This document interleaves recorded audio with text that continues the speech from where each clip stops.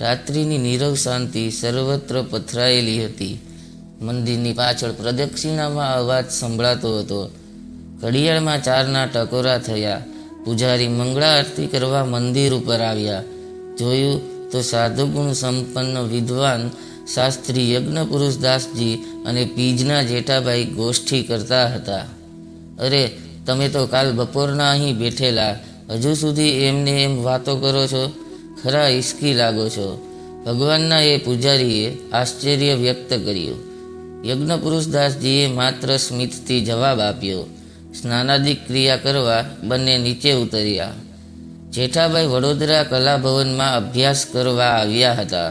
અહીં ગોવિંદભાઈ માસ્તર, શિવશંકરભાઈ વગેરે હરિભક્તો પાસે અક્ષર પુરુષોત્તમની નિષ્ઠાની ઘણી વાતો સાંભળી દરરોજ મંદિરે આવવા લાગ્યા. અહીં તેમને શાસ્ત્રી યજ્ઞપુરુષદાસજીનો યોગ થયો.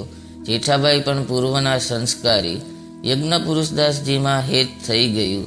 બેઠક ઉઠક વધી. એક દિવસ તો સવારો વાતો થઈ. યજ્ઞપુરુષદાસજીએ તેમને અક્ષર અને પુરુષોત્તમના અનાદિ સ્વરૂપોની નિષ્ઠા દ્રઢ કરાવી. ભગતજી મહારાજ એ યુગલ સ્વરૂપોનું પ્રત્યક્ષ સ્વરૂપ છે, મોક્ષનું દ્વાર છે તે સમજાવ્યું.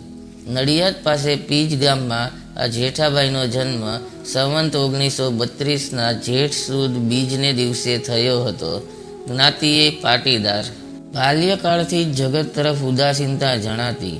મંદિરે જવું, સાધુઓનો સમાગમ કરવો એવી જ વૃત્તિ.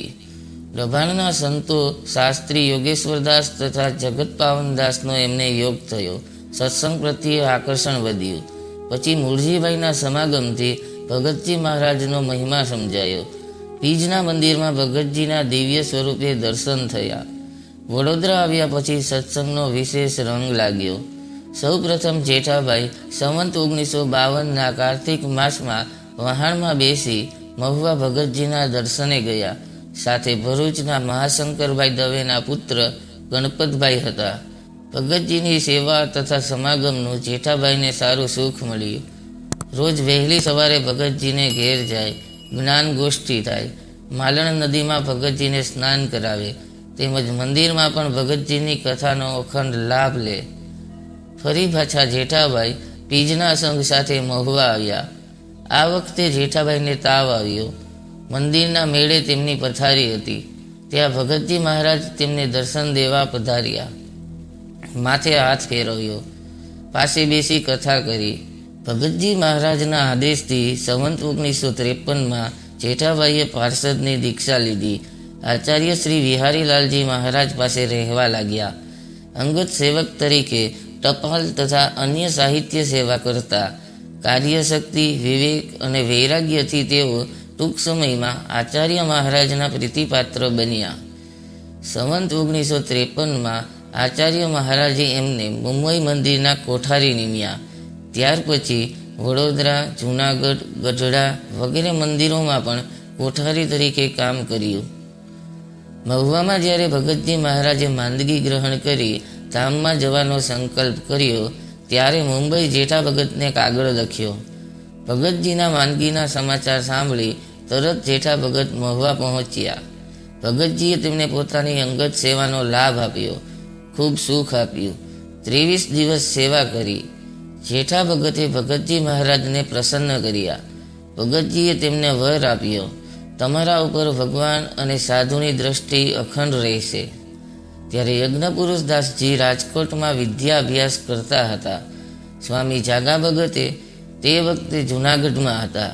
એટલે યજ્ઞપુરુષદાસજીની ઈચ્છાથી મુંબઈ મંદિરનું કોઠારીપણું છોડી જેઠા ભગત જૂનાગઢ આવ્યા.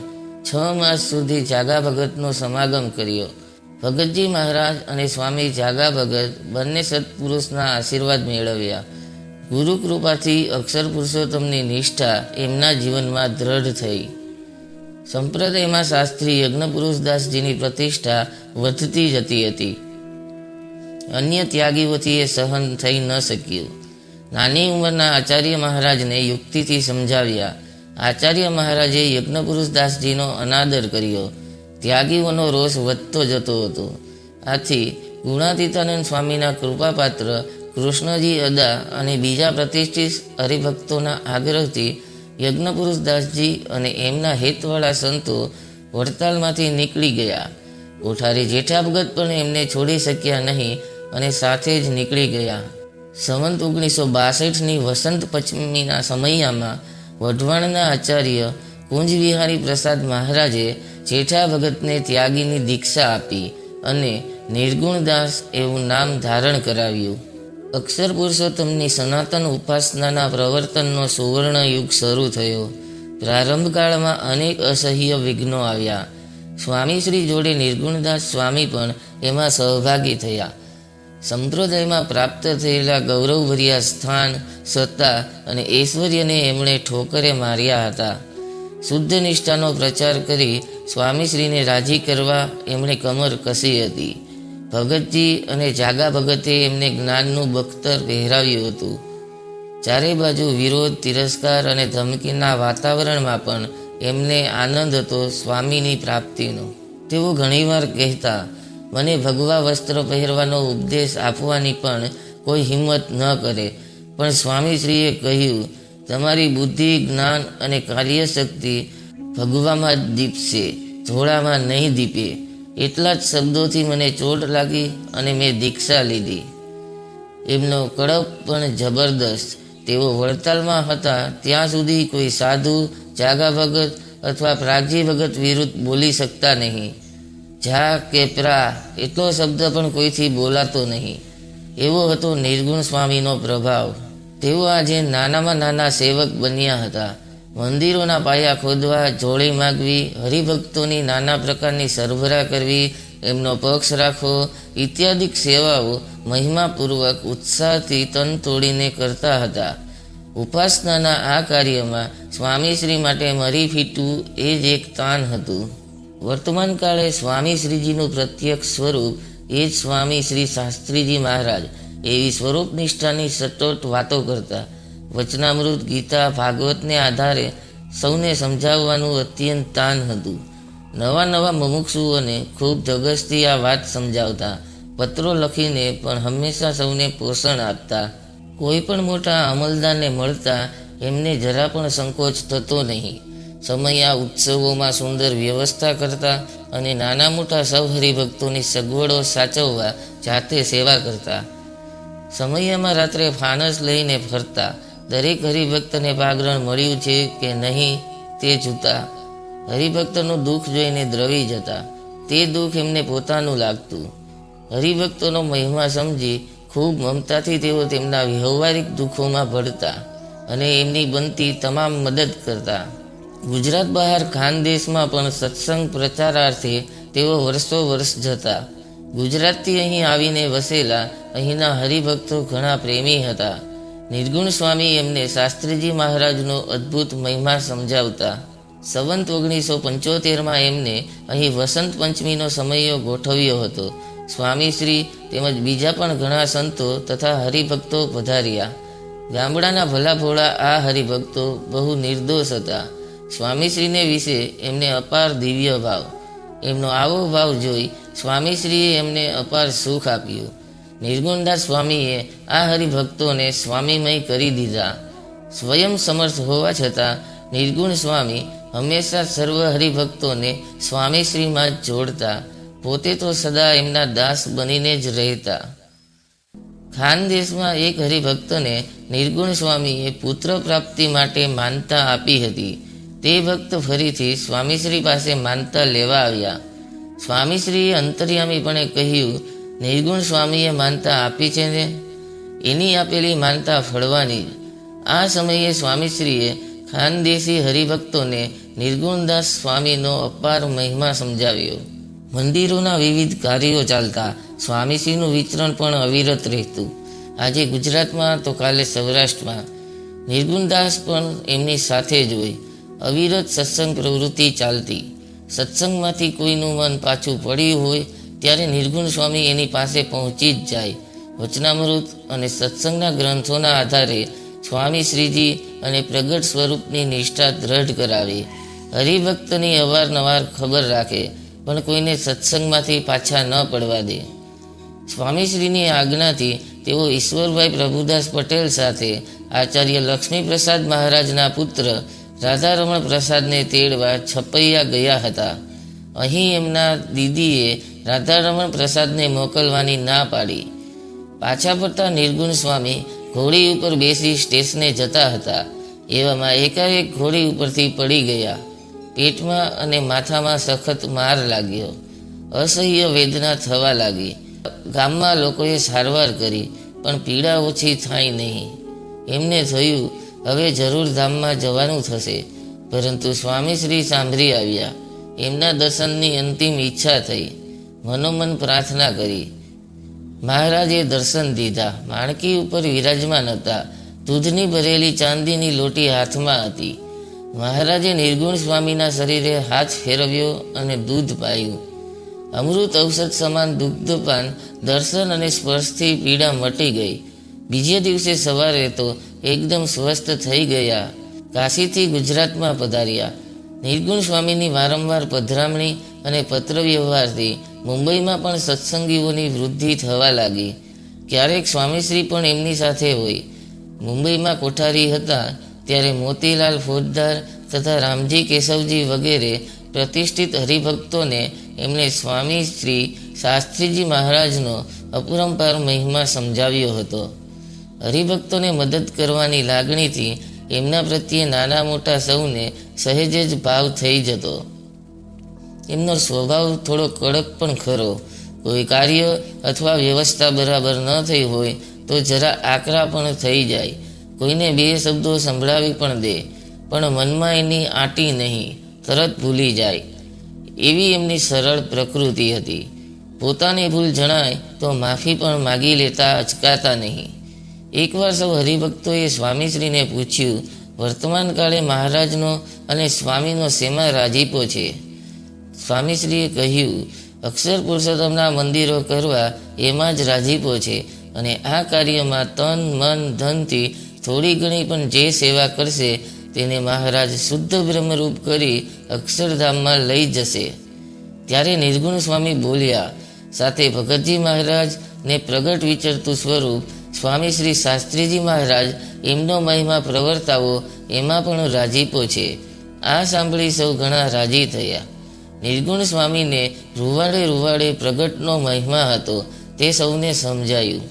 દેશમાં તો એમનું અવિરત વિચરણ પત્ર વ્યવહાર સતત ચાલુ રહેતા, પણ પરદેશમાં આફ્રિકામાં ભક્તરાજ હરમાનભાઈ અને મગનભાઈ દ્વારા સત્સંગનો પ્રારંભ થયો.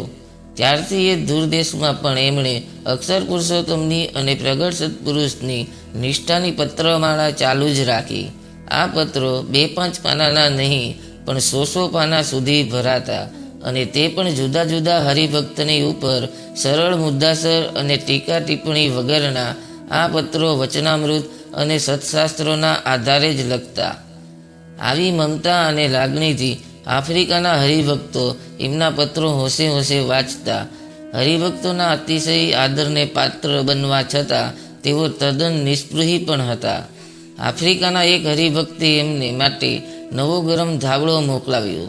મોકલનાર હરિભક્તની એવી દ્રઢ ઈચ્છા હતી કે નિર્ગુણ સ્વામી ધાબળો વાપરે તો સારું, પણ એમણે તો તરત જ એ સારી વસ્તુ પોતાના ગુરુના ચરણોમાં ધરી દીધી. એવા જ એક પ્રસંગે આફ્રિકાથી ટપાલમાં કેટલાક સીલિંગના પોસ્ટલ ઓર્ડર આવ્યા. વળી તે હરિભક્તે લખ્યું હતું, આપ ટપાલ ઘણી લખો છો તો ટપાલ ખર્ચમાં આપ આ રકમ વાપરશો. આ વાંચી નિર્ગુણ સ્વામી નારાજ થયા. રકમ તો એમણે તરત જ કોઠારમાં જમા કરાવી, પણ તે હરિભક્તને મીઠા ઠપકાનો પત્ર લખ્યો કે આવી રીતે મારા ઉપર કોઈ રકમ ન મોકલે. મને જે જોઈએ તે કોઠારમાંથી મળી રહે છે. સત્સંગ પ્રચારના મહાન કાર્યને વેગ આપવાને કારણે એમની પ્રતિષ્ઠા ખૂબ વધતી હતી. છતાં યોગીજી મહારાજની સાધુતા અને જ્ઞાન ગરીબી આગળ તેઓ હંમેશા નમતા રહેતા અને સૌને સમજાવતા કે આ જોગી મહારાજને ઓળખી લેજો, ઓળખાય એવા સાધુ નથી. ભૂચાસણમાં સમયો હતો. મંદિરના એક ખૂણામાં ઉકરડાનો મોટો ઢગલો પડ્યો હતો. સ્વામીશ્રીની તે તરફ દ્રષ્ટિ પડી. નિર્ગુણ સ્વામીએ જોયું એટલે તરત કછોટો મારીને પાવડો લઈ તૈયાર થયા. સવારથી કામ શરૂ કર્યું. સાંજ સુધીમાં તો કેટલાય ગાડાનો આખો ઉકરડો એકલા હાથે ફેરવી નાખ્યો. આવી નીચી ટેલ પણ ગમે ત્યારે શોધી લેતા. મંદિરોમાં ક્યાંય ગંદકી પડી હોય, અવ્યવસ્થા હોય તો પોતે તરત તૈયાર થઈ જતા.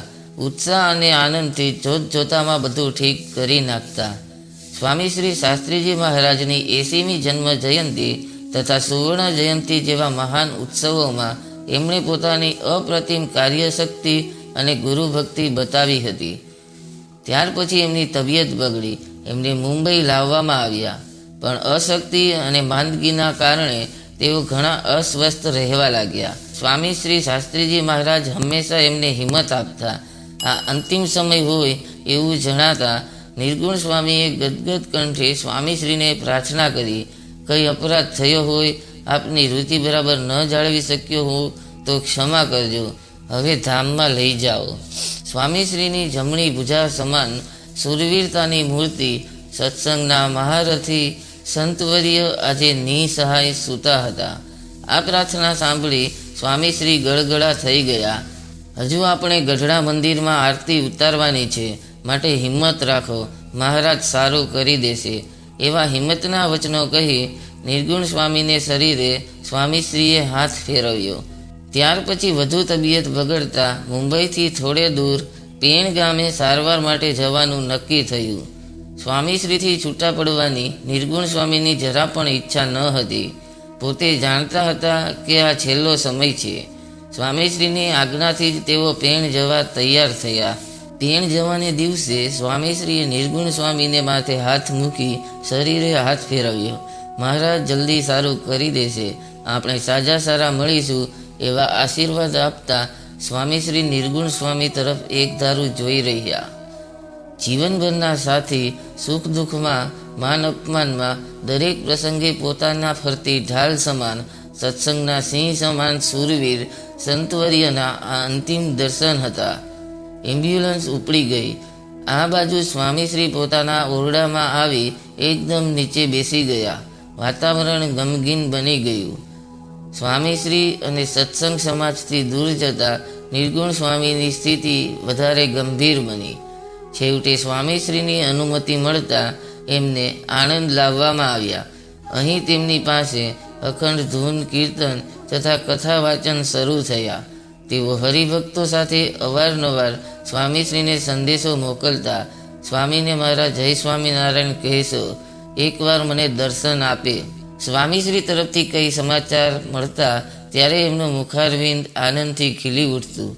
આ સમયે અમદાવાદમાં સ્વામીશ્રીએ પણ એકાએક બીમારી ગ્રહણ કરી હતી. આ બાજુ નિર્ગુણ સ્વામીની સ્થિતિ વધારે બગડી. સ્વામી મહારાજ, શાસ્ત્રીજી મહારાજ, ભગતજી મહારાજનું અખંડ રટણ થવા લાગ્યું અને જેઠ સુદ 14ના મંગળવારે સવારે 10:45 વાગે નિર્ગુણ સ્વામીએ સ્વતંત્ર થકા દેહનો ત્યાગ કર્યો. અક્ષરધામમાં મહારાજની સેવામાં બિરાજ્યા. દેશમાં અને આફ્રિકામાં મુમુક્ષુઓને ગળથુથી મહાન અક્ષર પુરુષોત્તમની નિષ્ઠાનું પાન કરાવનાર એ સમર્થ પુરુષ પ્રેમ અને પક્ષની મૂર્તિ હતા. દુખિયારાના સાથી અને ગરીબના બેલી હતા. ગુણાતીત જ્ઞાનબાગને વિકસાવવામાં તેમનો ફાળો અતિ મોટો છે. આ મહાન પુરુષે હજારો ભક્તોમાં અક્ષર પુરુષોત્તમની નિષ્ઠાના સંસ્કાર સિંચી આ લોકમાંથી વિદાય લીધી.